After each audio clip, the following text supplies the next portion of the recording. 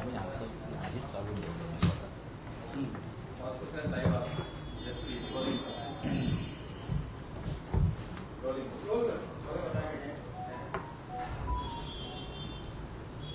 सर्वप्रथम आज भाजप पक्षाचा स्थापना दिन आहे.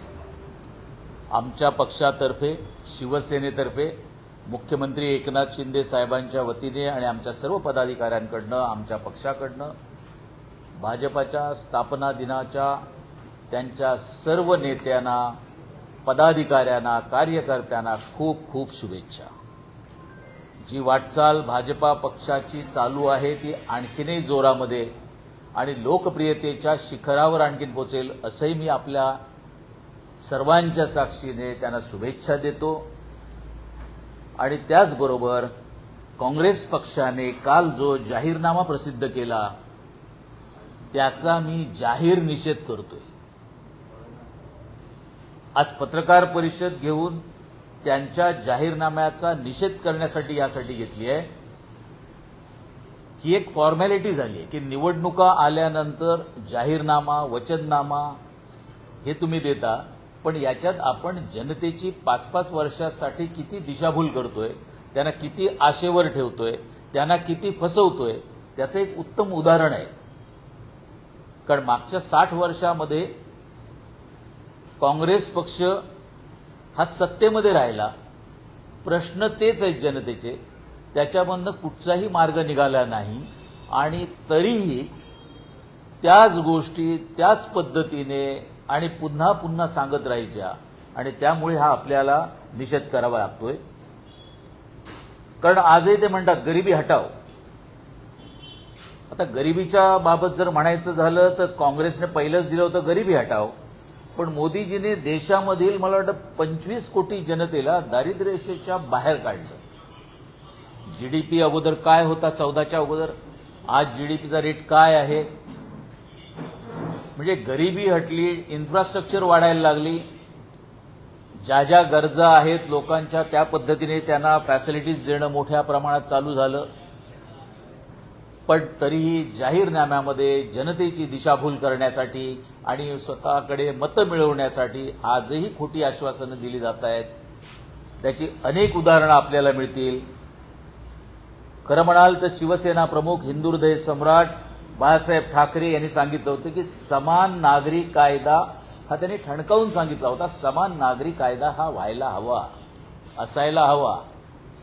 पण आज समान नागरी कायद्याच्या बाजूने जेव्हा आपण उभे राहतोय तर त्यामध्ये काँग्रेसने काय सांगितलंय तर पर्सनल लॉ कायद्यात सुधारणा करण्याचं आश्वासन देण्यात आलंय.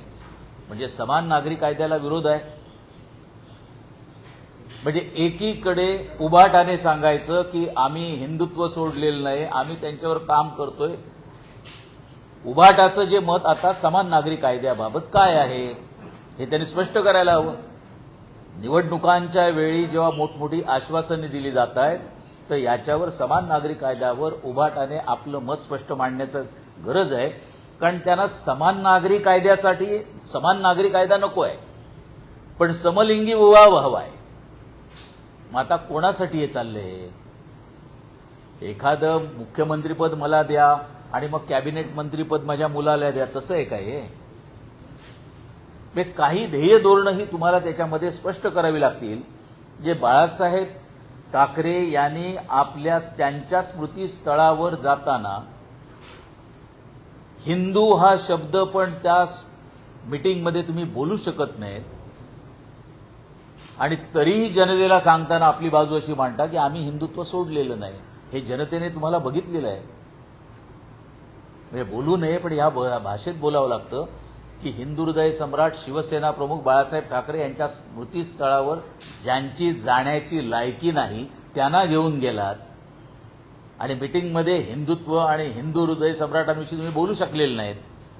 त्याच्यामुळे आपल्या माध्यमातून एवढं स्पष्ट सांगेन, बाळासाहेबांच्या तत्वांचा, ध्येयांचा, धोरणांचा जर अपमान होणार असेल तर उभाटाने बाळासाहेब ठाकरे यांचा फोटो वापरू नये आणि बाळासाहेबांच्या फोटो दाखवून त्यांनी मतं मागू नये.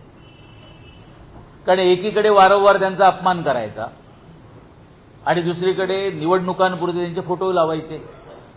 कारण 2014ला जे काही तुम्ही जिंकून आलात, 2019ला तुम्ही जे काही जिंकून आलात, मोदी साहेबांचा फोटो लावलात आणि तुम्ही जिंकून आलात, बाळासाहेबांचा फोटो लावून जिंकून आलात.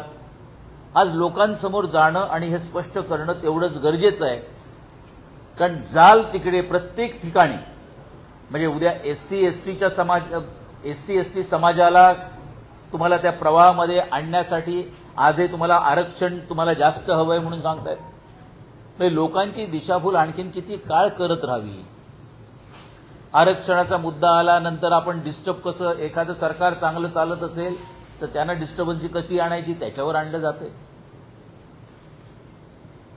काही गोष्टी महत्वाच्या नेत्यांचे फोटो दाखवायचे, त्यांचे फोटो लावायचे आणि आपण मतं मागत राहायची. म्हणून उबाटाच्या बाबत अगदी स्पष्ट भूमिका असेल, मग ते फ्रीडम टू मॅरीसाठी असेल, माध्यम स्वातंत्र्यांसाठी असेल, हे मुद्दे उबाटाने आपली मतं मांडण्याची गरज आहे. निवडणुकांच्या पूर्वी त्यांनी आपल्याकडे आपली मतं मांडावीत. कारण माध्यम स्वातंत्र्यावर जर बोलायचं झालं तर अर्णब गोस्वामी यांना पहाटे जाऊन तुम्ही अरेस्ट करायला लावली आणि ते पण कोणाला पाठवलं? उद्योगपतींच्या घराच्या खाली बॉम्ब लावणारा वाजे त्यांना पाठवलं अर्णब गोस्वामींना अरेस्ट करण्यासाठी. आणि जाहीरनाम्यामध्ये काय म्हणताय तुम्ही? माध्यम स्वातंत्र्य. काय माध्यम स्वातंत्र्य देणार आहात? आणि माध्यम स्वातंत्र्याच्या अजेंडामध्ये जर असेल तर राऊत बंधूंना मला आठवण करून द्यायची आहे, ज्या झीच्या चॅनलची तोडमोड करण्यात आली आणि नंतर राऊत बंधू स्वतःला लोकप्रतिनिधी म्हणणारे कुठेतरी येऊरच्या जंगलात जाऊन लपले होते, त्यांच्याविषयी पहिले स्पष्टीकरण द्या. कारण जाहीरनाम्यामध्ये काही गोष्टी तुम्ही ज्या सांगितल्या त्याच्यावर उलगडा होणं गरजेचं आहे. आणि नसेल तर हा जो काँग्रेसने जाहीरनामा केलाय ते उबाटा त्या प्रत्येक त्याच्यामध्ये असलेल्या कंटेंटला त्यांचा सपोर्ट आहे का हे त्यांनी स्पष्ट करावं. कालच्या एक तसंच चांगलं पण म्हणेन मी, कारण आजचा स्थापना दिन आहे. भाजपा पक्षाचा स्थापना दिनाच्याच दिवशी आमचे खासदार, आमच्या पक्षाचे नेते डॉक्टर श्रीकांत शिंदे यांचं तिकीट पण कन्फर्म करण्याचं आणि त्याची घोषणा करण्याचं काम या राज्याचे उपमुख्यमंत्री देवेंद्र फडणवीस साहेब यांनी केले. मुहूर्त चांगला होता स्थापना दिवसाचा आणि काही लोकांना एकसारखं वाटत होतं की स्वतःच्या मुलाची सीट ते कधी डिक्लेअर करणार आहेत, त्या लोकसभेविषयी काय होणार आहे. पण काही गोष्टी चांगल्या काळ वेळ ठरवून करण्यामध्ये त्याच्यावर विश्वास आम्ही ठेवतो. त्या पद्धतीने त्यांनी जे काम 2 टर्मला केलंय, त्यांची जी लोकप्रियता आहे, देशातल्या काही खासदारांमध्ये, लोकप्रतिनिधींमध्ये डॉक्टर श्रीकांत शिंदे संसदरत्न पुरस्कार मिळालेले आणि त्याहीपेक्षा आपली नाळ लोकांपर्यंत जोडलेले, स्वतःच्या आजोबांचं आणि वडिलांचं नाव न सांगता स्वतःच्या कामाचा ठसा उमटवणारे भरघोस मताने निवडून येतील. जास्तीत जास्त कामाच्या जोरावर, त्यांनी जे काम केले त्याच्या जोरावर ते निवडून येतील. त्यांना आजोबांचं नाव आणि वडिलांचं नाव सांगून फिरावं लागणार नाही. त्या दिवशी त्यांनी श्रीकांत शिंदे यांच्याविषयी बोलताना एक प्रवक्ते कधी झटकन म्हणाले, बच्चू बच्चा नहीं वो सच्चा है और तुम्हारे जैसा वो लुच्चा नहीं है. त्यांनी कामाच्या आपली जी कामाचा ठसा उमटवायचा आहे तो त्यांनी आपल्या विभागातच नाही तर महाराष्ट्र त्यांना बघतंय. एक आदर्श लोकप्रतिनिधी म्हणून त्याला बघतोय. तरुण लोकप्रतिनिधी कसा असावा हे त्यांना लोकांना त्यांनी दाखवून दिलंय. देशातल्या लोकप्रतिनिधींमध्ये, तरुण लोकप्रतिनिधीमध्ये तो एक आदर्श ठरावा अशा पद्धतीचं खासदारकीचं काम चाललंय. आणि काही लोकांनी मधल्या काळामध्ये मी ठाण्यातनं उभा राहायला तयार आहे, मी वरळीमधनं राजीनामा द्यायला तयार आहे. माझं आत्ता अगदी स्पष्ट आपल्यासमोर आहे, खासदारकीला आमचा उमेदवार कोण असणार हे कल्याणमधनं ठरल्यानंतर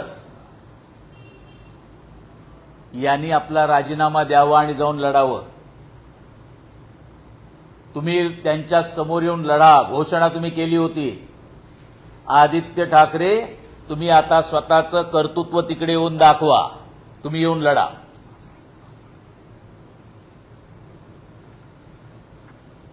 बाकीच्या जागा ज्या आमच्या नाशिक असेल, रत्नागिरी, सिंधुदुर्ग असेल, याचे निर्णय लवकरात लवकर होतील. चर्चा चालू आहेत. आम्ही दोन्ही जागांवर, नाशिक आणि रत्नागिरी सिंधुदुर्गवर क्लेम आपल्या पक्षाचा आहे. कार्यकर्त्यांनी जी कामं केलीत, पदाधिकारी आहेत, त्यांचं म्हणणं आहे की आपलाच खासदार तिकडनं यावा. शिवसेनेचा तिकडे ठसा जो आहे, काम चालू आहे, त्या पद्धतीने आम्हाला तिकडची उमेदवारी मिळावी. परंतु आमचं कुटुंबच मोठं आहे, महायुतीमध्ये असलेले घटक पुष्कळ आहेत आणि त्यामुळे ज्या कुटुंबामध्ये काका मामा हे जास्त असले की त्यांच्याबरोबर चर्चा करून आपण ठरवतो. आणि काही ना उबाटामध्ये ठरवताना वेळ लागत नाही, कारण हम दो हमारे दो, त्याच्यापेक्षा त्यांच्याकडे कुटुंबामध्ये कोणी राहिलेलं नाही. त्याच्यामुळे त्यांचा निर्णय हा भिंतीशी बोलूनच घेतला जातो. म्हणून आमच्याकडचे निर्णय होत असताना कुटुंबाशी चर्चा करून चांगल्या पद्धतीने निर्णय घेतले जात आहेत. आणि इतरही जागा ज्या आहेत त्या लवकरात लवकर आपल्यासमोर सर्वानुमते ठरवून राज्याचे मुख्यमंत्री एकनाथराव शिंदे साहेब, देवेंद्र फडणवीस साहेब, अजितदादा साहेब हे सर्व एकत्रित बसतील आणि उरलेल्या ज्या जागा आहेत त्या आपल्यासमोर लवकरात लवकर त्यांची नावं आपल्यासमोर घोषित केली जातील. मुलीला उमेदवारी न मिळाल्याच्या कारणानं अस्वस्थ असणारे राज्याचे विरोधी पक्षनेते विजय वडेट्टीवार याप्रमाणे मुख्यमंत्र्यांवर टीका करतात. त्या टीकेला कसं कळलं? त्यांना विरोधी पक्ष नेते पद मिळाले म्हणून ते टीका करतायत. त्यांनी शिवसेनेत काम करताना मी त्यांना बघितलेलं आहे. चांगल्या पद्धतीने त्यांनी तेव्हाही कामं केलेली आहेत. पण आता ज्या घोड्यावर बसलेत तो दौडवण्याचा प्रयत्न करतायत. त्यांना जे काँग्रेसने काम दिलंय ते तात्पुरतं काम आहे, ते परमनंट काम नाही आहे. कारण आता जे काही शिल्लक नाही आहे. पण जेवढे दिवस मिळतंय, जे काही इन्फ्रास्ट्रक्चर वगैरे बाजूला बघितलं असेल तुम्ही, मिळालंय, त्यामुळे त्यांना ते काम करायचं आहे. शिवसेनेच्या अनेक विद्यमान खासदारांचं तिकीट जे आहे ते कापण्यात आले आहे. जे विद्यमान खासदार होते त्यांना तिकीट कापण्यात आले आणि त्याच्यात अस्वस्थता देखील वाढली. त्यांना अशी देखील भीती आहे की पुढे आमदारकीच्या वेळी अशी काही परिस्थिती आमदारांची. मागच्या जवळजवळ 2 वर्षामध्ये आपण हा कालावधीमध्ये बघितलं असेल, आमच्या पक्षातल्या पदाधिकारी, खासदार, आमदार यांच्यापुरतंच लिमिटेड न राहता जनतेचा विश्वास जो शिंदे साहेबांनी त्यांच्या बाजूने जो कौल आहे, त्यांचा विश्वास जनतेने त्यांच्यावर ठेवलेला आहे, मला वाटतं अशी अस्वस्थता आपल्याला कुठेही दिसणार नाही. काही वेळी मेरिट येतं, काही वेळी वेगवेगळी गणितं राजकारणामध्ये त्या जागेसाठी मांडली जातात. पण त्याच्यामध्ये सर्वांना यश यावं. आजही हिंगोली असेल, यवतमाळ असेल, त्याही उमेदवारांना विचारा, त्यांना मनापासून हे वाटेल की एका ध्येय धोरणासाठी म्हणून आम्ही सगळे एकत्रित आलोय. ज्या ध्येय धोरणासाठी आम्ही एकत्रित आलोय त्याच्यापासनं ते यत्किंचितही एक स्टेप पण बाजूला गेलेलं नाहीये. प्रत्येकाला वाटतं ही जागा मला मिळावी, मी लढावी, मी निवडून यावं, एवढे वर्ष मी आलोय. पण याचा अर्थ त्यांना एकटं टाकलं जाणार नाही आणि त्यांचा संपूर्ण विश्वास शिंदे साहेबांच्या नेतृत्वावर आहे. त्यामुळे असं कुठचाही तिकडचा वेगळा विचार केला जाणार नाही. श्रीकांत शिंदे हे शिवसेनेचे उमेदवार आहेत आणि घोषणा झाली आहे. एक मात्र पटलेलं नाही. श्रीकांत शिंदेचा पक्ष आहे, शिवसेना पक्ष आहे. घोषणा मात्र उपमुख्यमंत्री, भाजपाचे उपमुख्यमंत्री फडणवीसांनी केली. यापूर्वीच्या सगळ्या घोषणा आपल्याकडे नाही केल्या, ही घोषणा त्यांच्याकडे नाही. सत्तेचा पावर त्यांच्याकडे आहे का असा मेसेज आपल्याकडे. ही गोष्ट फार कुटुंबासाठी फार चांगली आहे. महायुतीमध्ये तुम्ही फक्त पक्षापुरती घासाघीस न करता आणि त्या रस्सीखेच आम्ही एका तिकिटासाठी न करता एक कुटुंब म्हणून बघितलं जातंय. आणि या देशाचं कुटुंब बघत असताना या कुटुंबाचे प्रमुख मोदी साहेब आहेत, शहासाहेब आहेत. त्यांच्या नेतृत्वामध्ये काम करत असणारी ही लोक आणि त्यामध्ये एक आनंद आहे की भाजपाच्या आजच्या दिवसामध्ये, या दिवसाला एवढं महत्त्व आहे स्थापना दिवसाला, आणि त्यावेळीच राज्याचे उपमुख्यमंत्री आणि भाजपाचे सर्वेसर्वा महाराष्ट्रासाठी ते जर घोषणा करतील ते याच्यापेक्षा आणखी मोठं काय असू शकतं. आणि ते नुसती घोषणा नाही आहे, त्यांनी काय सांगितलंय, जास्तीत जास्त मताने निवडून आणण्याची जबाबदारी आमची आहे म्हणून. याच्यापेक्षा आणखीन काय हवंय. आज एक मोठा राजकीय प्रवेश होणार आहे शिवसेनेमध्ये, वस्तुस्थिती काय आहे? प्रवेशाविषयी सांगायचं झालं तो प्रवेश होत असताना आणि ज्यांच्या उपस्थितीत प्रवेश होणार आहे त्यांनी याच्यावर आमच्या पक्षाचे मुख्य नेते यांनी त्याच्यावर बोलणं हे उचित होईल. शिवसेना उभारण्यासाठी एक टीजर लॉन्च केलेला आहे. टीजरची सुरुवात अशी आहे की हुकुमशाही मोडीत काढण्यासाठी आणि एंड असा आहे की दिल्लीला दिशा दाखवण्यासाठी. शिवसेना उभारण्या यांचा टीजर आलेला आहे. कसं पाहता तुम्ही या टीजरकडे? त्यांनी बँड्राला नुसती दिशा द्यायची ठरली तरी चांगलं आहे. फक्त बांद्र्यापुरती तुम्ही दिशा द्या. आता तुम्ही त्याच्या बाहेर जाऊ शकत नाही. नेतृत्वाच्या बाबत म्हणाल तर ते नेतृत्व संपलेलं आहे, घरात राहिलेलं आहे, बरोबरचे सोडून गेलेले आहेत, बरोबर असलेले सगळे नातेवाईक निघून गेलेले आहेत, खासदार निघून गेले, आमदार निघून गेले. कुठे काहीतरी गप्पा मारते नेतृत्वाच्या आणि कशासाठी. आता त्यांनी त्यामध्ये काही करण्यासारखं राहिलं नाही. त्यांचा टीजर आणि हे ठीक आहे, जाहिरातबाजी काहीतरी करण्यासाठी लोकांना आपण काहीतरी करतोय, आम्ही अजूनही आहोत राजकारणामध्ये दाखवण्यासाठी ठीक आहे. म्हणूनच मी म्हणालो समान नागरी कायद्यावर तुमची भूमिका पहिली मांडा. शिवसेना प्रमुख बाळासाहेब ठाकरेंनी समान नागरी कायद्याविषयी ठणकावून सांगितलं होतं. आज मोदी साहेब पण सांगतात, मग तुम्ही का लांब राहिलाय. मग कोणाची ध्येय धोरणं घेऊन तुम्ही चाललाय. 370 कलम हटवा हे वारंवार सांगणारे शिवसेना प्रमुख होते. हटवल्यानंतर तुम्ही तुमचं तोंड हटवून दुसरीकडे राहिलात. हिंदुत्व हा शब्द तुम्ही शिवतीर्थावर घेऊ शकला नाहीत. तुम्ही काय दिल्लीला दिशा देणार. रत्नागिरी सिंधुदुर्ग जागेचा निर्णय महायुतीमध्ये व्हायचा आहे तरी सुद्धा नारायण राणे यांची खूप चर्चा असल्यामुळे विनायक राऊत यांनी आज असा एक प्रतिक्रिया दिलेली आहे की किरण सावंत जरा तरी दर्जेदार माझ्यासमोर उमेदवार होते, पण नारायण राणे यांना तिसऱ्यांदा हरवण्यात मजा येईल आणि तिसऱ्यांदा त्यांचा पराभव होईल हे निश्चित.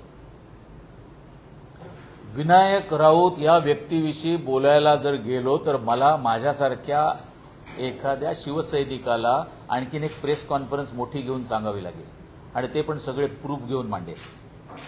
नारायण राणे यांच्याविषयी बोलण्याची लायकी पण विनायक राऊत यांची नाही.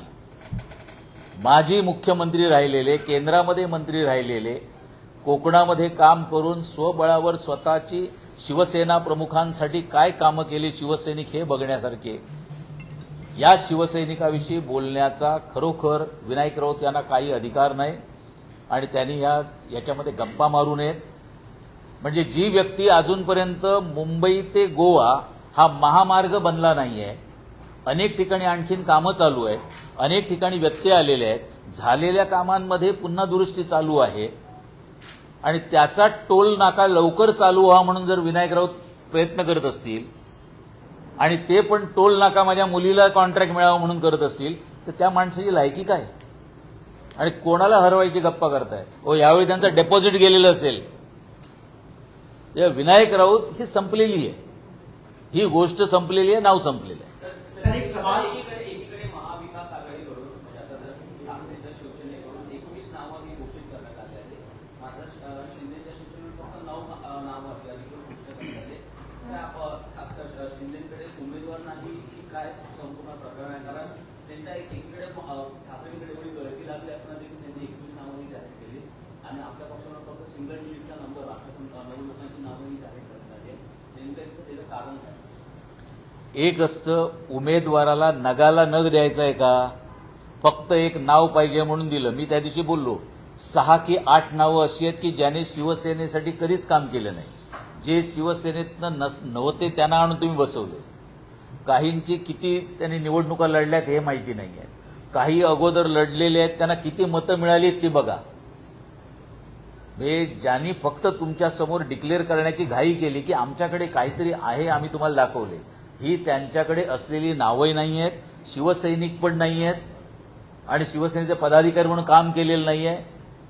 आणि हे तिकडचेच त्या विभागातली नावं डिक्लेअर केली त्या विभागातले शिवसैनिकांच्या प्रतिक्रिया आहेत की एवढी वर्ष आम्ही शिवसेनेसाठी बाळासाहेबांसाठी काम केलं आणि कोण आमच्याकडे हा पाठवून दिला. या प्रतिक्रिया त्यांच्या आहेत, या आमच्या नाही आहेत. म्हणजे नावं माध्यमांसमोर नावं अशी दाखवलीत घाबरून की आमच्याकडे कोणच नाही असं नाही, आमच्याकडे आहेत हे दाखवण्यासाठी ही एक केलेली धडपड आहे. एक सर सवाल में कि जो महायुति के छोटे दल हैं, सहयोगी दल हैं, उनमें नाराजगी है, जैसे बच्चू कड़ू हो या फिर बहुजन विकास आघाड़ी, कि अगर हमारी बात नहीं सुनी गई तो हम भी अपना उम्मीदवार खड़ा करेंगे. आप उसको किस तरह देखते हैं? क्या अगर ऐसा होगा तो नुकसान होगा? हमारे जो नेता है महाराष्ट्र के लिए काम करने वाले मुख्य नेता शिंदे साहब है, देवेंद्र फडणवीस जी है और अजीत दादा है. ये लोग इनके बारे में डिसीजन जल्दी से जल्दी लेंगे. आपकी बात जाहिर है कि जिन लोगों ने वहां पर पर्टिकुलर सीट्स या पर्टिकुलर डिस्ट्रिक्ट में सीट्स मांगे हैं वहां पर उनकी लेवल के लोग उनको देने हैं. अगर हमारे पास से नहीं आए, बच्चू कडू भी मांग रहे हैं, बच्चू कडू ये भी हमारा एक घटक है, तो उनके साथ डिस्कशन चालू है और उसके ऊपर जल्दी से जल्दी एक रास्ता निकलेगा. सर किरीट चौबे ने एक आरोप लगाया कि शिंदे और फडणवीस गवर्नमेंट में भी भ्रष्टाचार लोग हैं और इसकी शिकायत उन्होंने दिल्ली से भी की है, लेकिन इस पर कुछ हुआ नहीं. आप क्या कहेंगे?